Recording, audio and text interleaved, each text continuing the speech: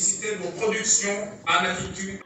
Le premier jour du troisième forum pour le développement rural en Afrique a été centré sur les interventions des officiels de plusieurs pays représentés dans la salle.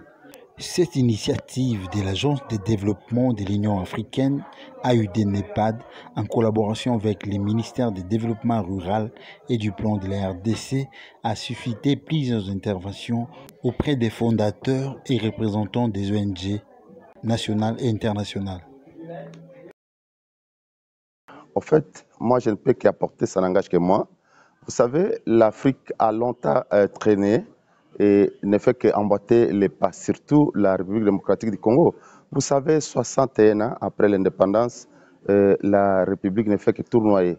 Si c'était moi, je pourrais peut-être ajouter quelque chose parce que nous avons souvent oublié de travailler avec nos valeurs patrimoniales. Nous avons les valeurs ancestrales qui chôment, mais alors que nous suivons le modèle ailleurs, c'est question de recourir à nos valeurs ancestrales, là où il y a des valeurs nettes sûres, qui, en tout cas, dans les valeurs ancestrales, nous avons des valeurs sûres et des valeurs d'honnêteté. Bon, en fait, c'est un projet que j'ai déjà initié, je l'ai déjà soumis auprès de l'un des services de notre partenaire ministère du Développement rural. Vous savez, les problèmes, la thématique que j'ai étudiée là-bas, c'est quoi?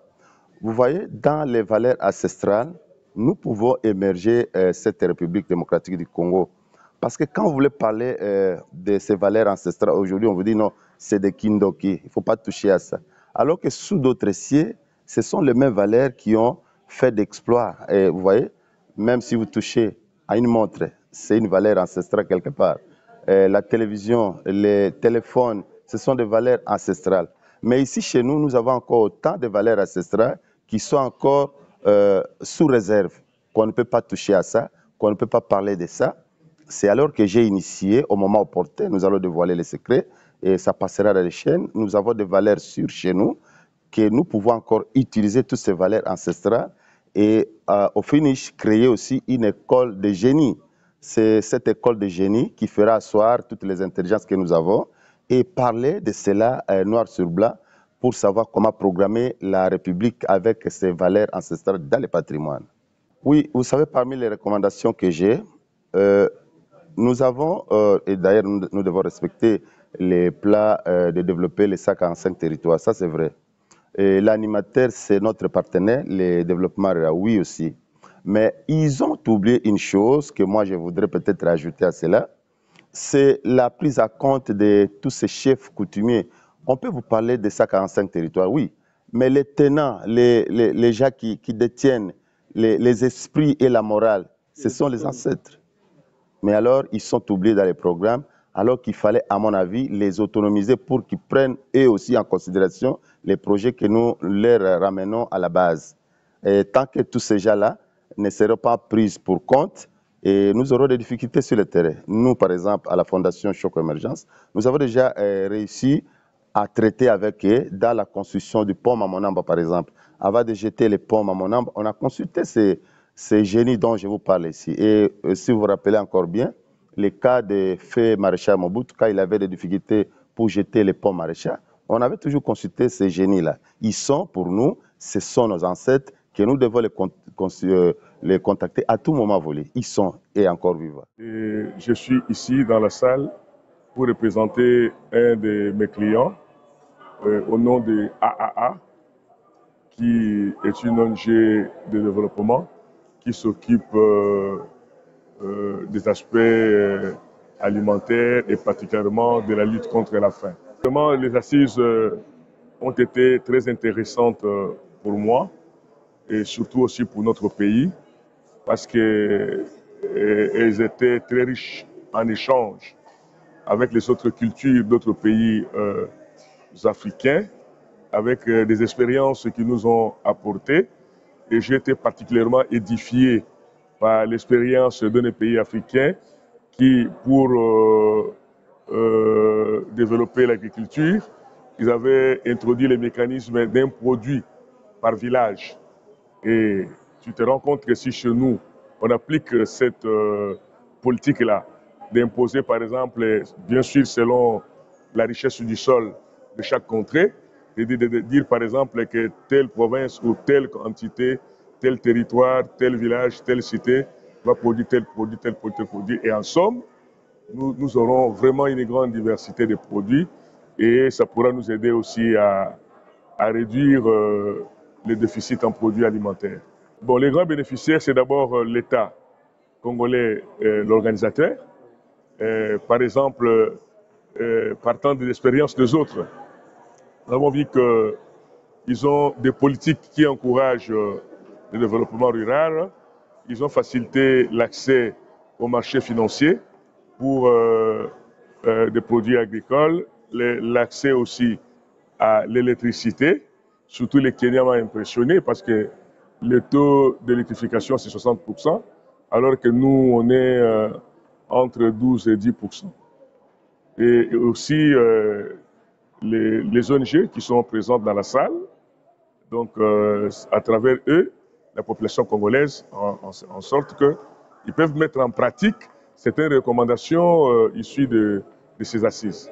L'explosion démographique doit pousser nos autorités à mettre un accent particulier sur l'agriculture. D'ailleurs, depuis que l'homme avait péché au jardin d'Éden, le premier travail que Dieu avait recommandé à l'homme, c'est de cultiver la terre, le sol. Et c'est ça la richesse d'un pays. Et nous avons un sol très riche. Si nos autorités y mettent beaucoup plus d'accent, je crois que nous pouvons essayer d'atténuer tout ce que nous avons comme déficit alimentaire. Pendant ces assises de 2 jours, ce que j'ai compris d'abord, c'est la volonté de vouloir transformer les territoires ruraux des pays africains.